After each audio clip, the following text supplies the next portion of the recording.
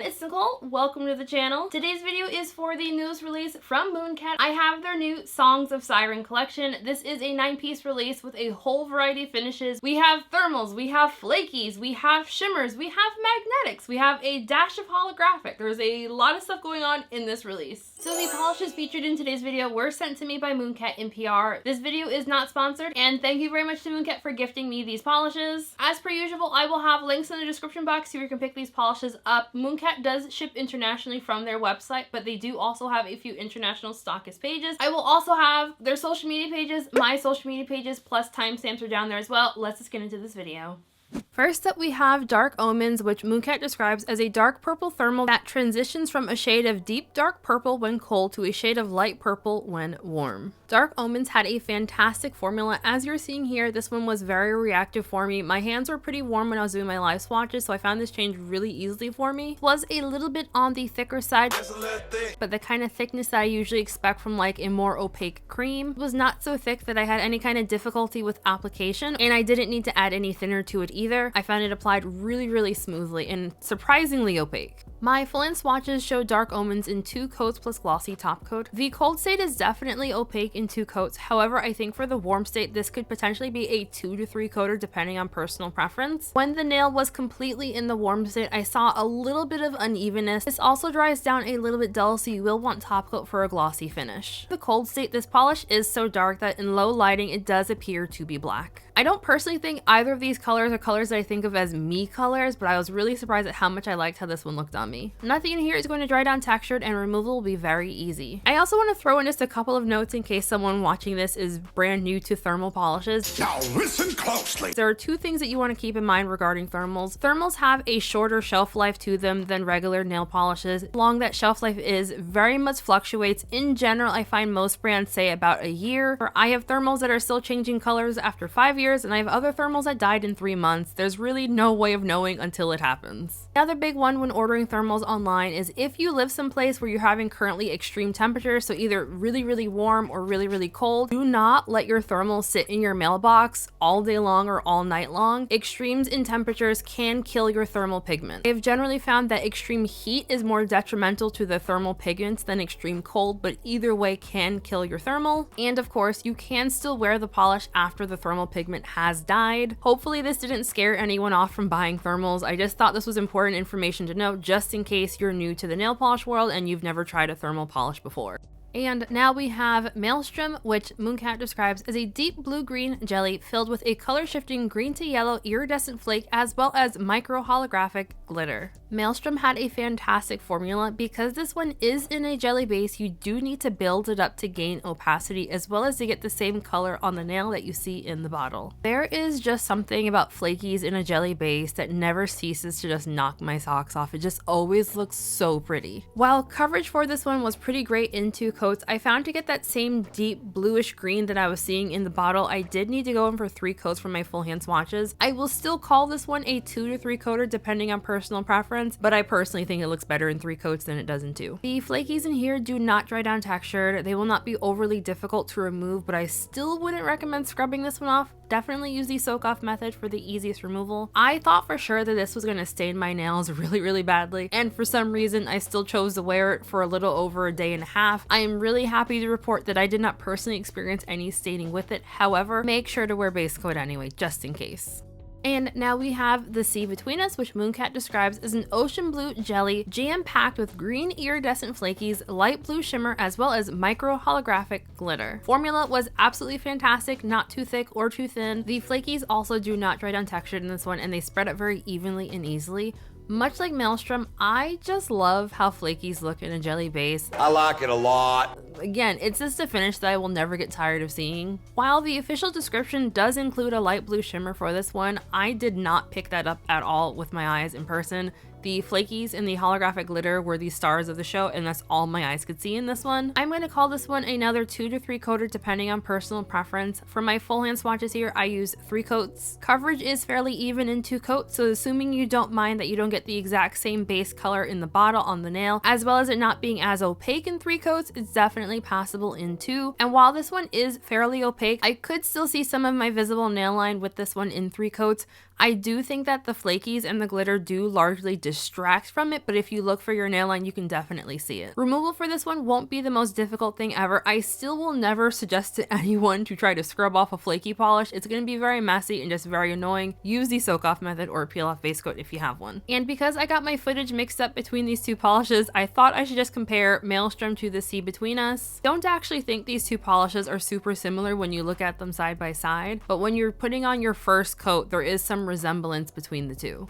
And now we have Treachery in the Blue, which Mooncat describes as a blue thermal with a micro holographic glitter that transitions from a shade of blue when cold to a sheer neutral shade when warm. When I initially saw this one, I was a little bit concerned that it was going to give off like baby shower vibes. The shade of blue that this is in the cold state is just dark enough that I feel like it takes away from any kind of baby shower vibes. Treachery in the Blue had a really nice formula. It was a little bit more thin than I was expecting, and it was also a little bit more sheer than I was expecting, but it didn't feel watery or anything. I just expected it to be as thick as the other thermal in this release. While Mooncat does not describe this polish as a trithermal, I did notice that just based on how warm or cold your hands are, you will also see purple on your nails. The brand does describe the warm state as being a sheer neutral. I personally really liked how that looked on me in 2 coats. I found coverage was very even, but if you do want to try to get a little bit more opacity in the warm state, I would recommend just adding in a 3rd coat. The holographic glitter in here gives a very delicate twinkle to the nail. It's not super in your face, but you can easily see it. Nothing in here is going to dry down super textured. You will still want top coat to give it a glossy finish as the polish dries down a little bit flat. It is not going to be overly complicated, but you probably will still have little glitter particles on your hands when you're done.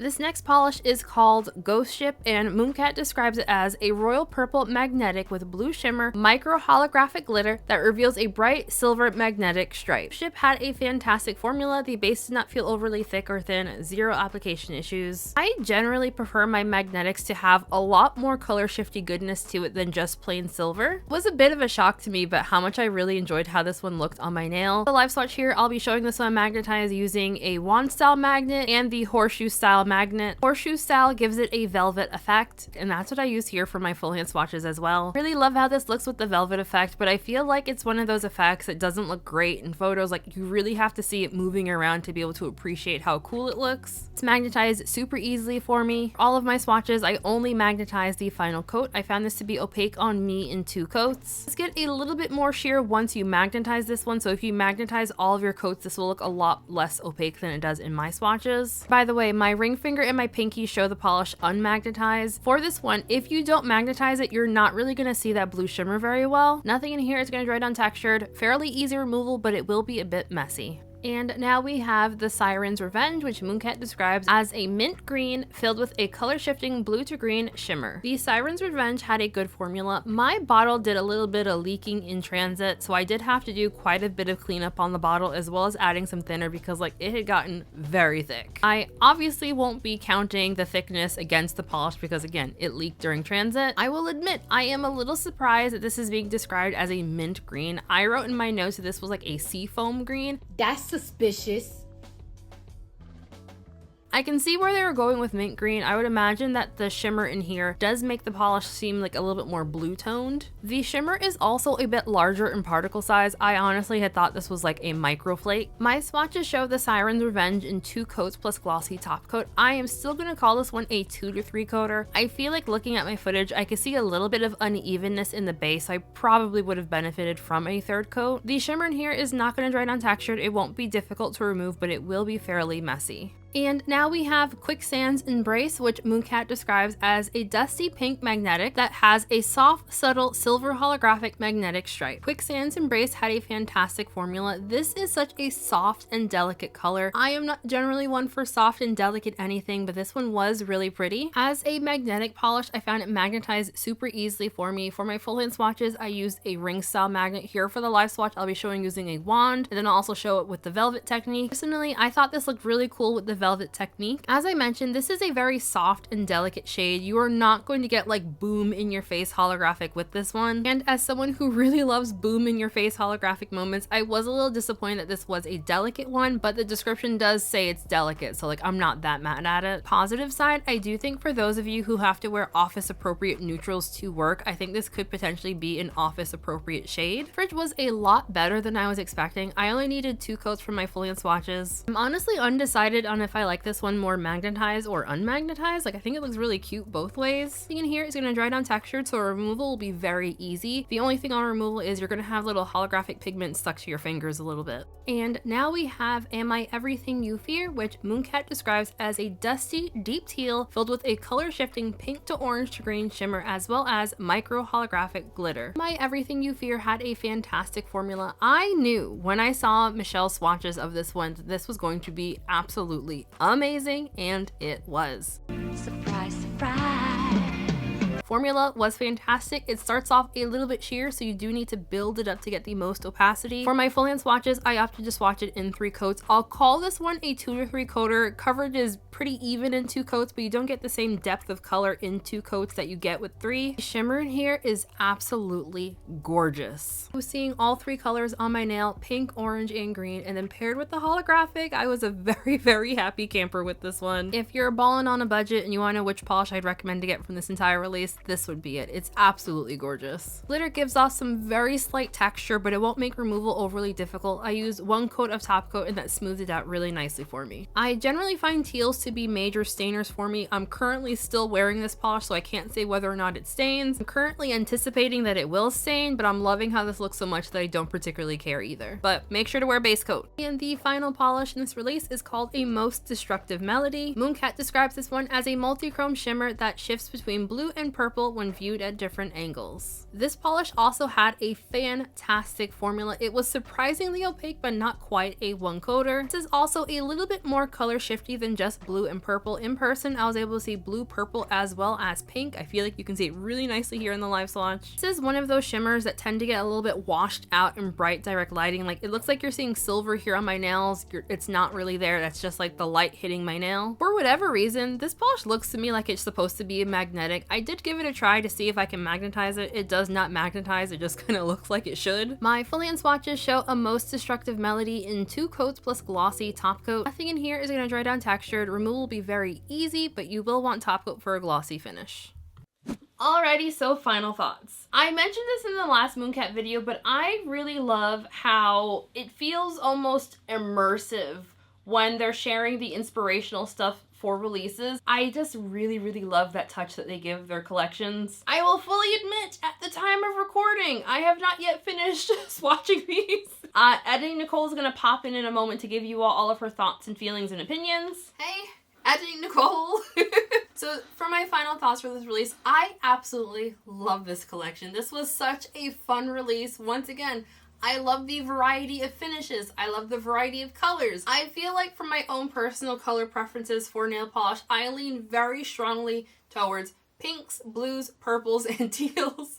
And I feel like that's essentially what this release was. So I'm not terribly surprised that I absolutely love the color story as well as all the polishes. I think the only thing about this release that I would have wanted to change was for Quicksand's Embrace to be just like a little bit more in-your-face holographic. But again, I fully recognize that I'm just a very, for nail polish at least, very in-your-face. I like bright, in the face for holographic. That's just how I go. If I have holographic, I want it to be like super bright, super in your face. As far as my top picks go, in case you could not tell, Am I Everything You Fear is like my top pick of this entire collection. Followed closely by The Sea Between Us, Maelstrom, which I kid you not, I have been calling it Maelstrom this entire time. I had to keep going back and fixing it. I'd never heard of a Maelstrom before, so. And Treachery in the Blue gets an honorable mention because I was kind of surprised at how much I did end up liking that one. Look, we got a Stormy.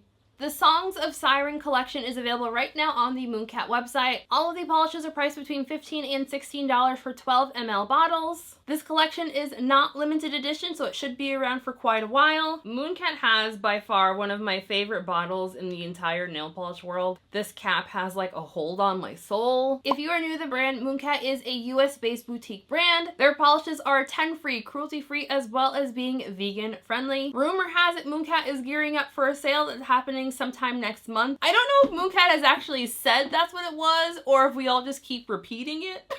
I really don't know, but that's what I heard, so I guess I'm following the train of repeating information that I'm not sure if has been verified or not, which I probably shouldn't do. Maybe I'll cut that out then. Shoot. So I'd love to know if everyone else saw this release. Are you planning on picking up? Y'all know the drill. Let me know because I am kind of nosy. So just thank you all for joining me for today's video. I hope you enjoyed it. If you enjoy my content, feel free to hit subscribe.